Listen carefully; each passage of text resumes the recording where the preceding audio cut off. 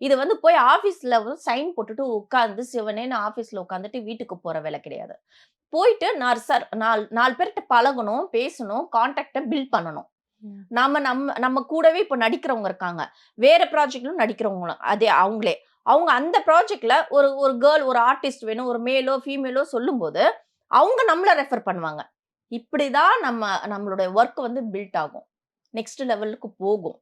அத விட்டுட்டு நம்ம போனோமா, உட்கார்ந்தோமா, அங்க வந்து சொல்றத பேப்பர்ல பார்த்து நடிச்சோமா, வந்தோமா, ஐயோ! நான் அப்படி பேசுற, பழகுற பொண்ணு கிடையாதுன்னு சொல்லிட்டு வர்றதுனால யூஸ் இல்ல.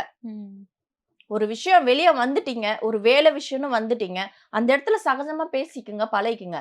இதுதான் நீங்க பண்ண வேண்டியது விஷயங்கள் தவிர, அதுக்கு மீறி யார்கிட்டயும் எவன்கிட்டயும் போய் அடிமை ஆகணும்னு அவசியம் இல்ல. அட்ஜஸ்ட் ஆகி போகணும்னு அவசியம் கிடையாது. இன்னைக்கு நெறைய பேர் இருக்காங்க. நெறைய பேர் வாய்ப்பு குடுக்குறதுக்கு. வாய்ப்புகள் அதிகமா இருக்கு.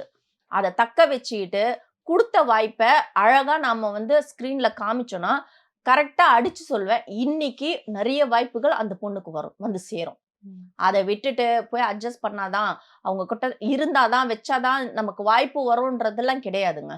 வீடியோ கால்ன்றது இதெல்லாம் வந்து ஆ கிட்டத்தட்ட ஒரு 5, 6 வருஷத்துக்கு முன்னாடி.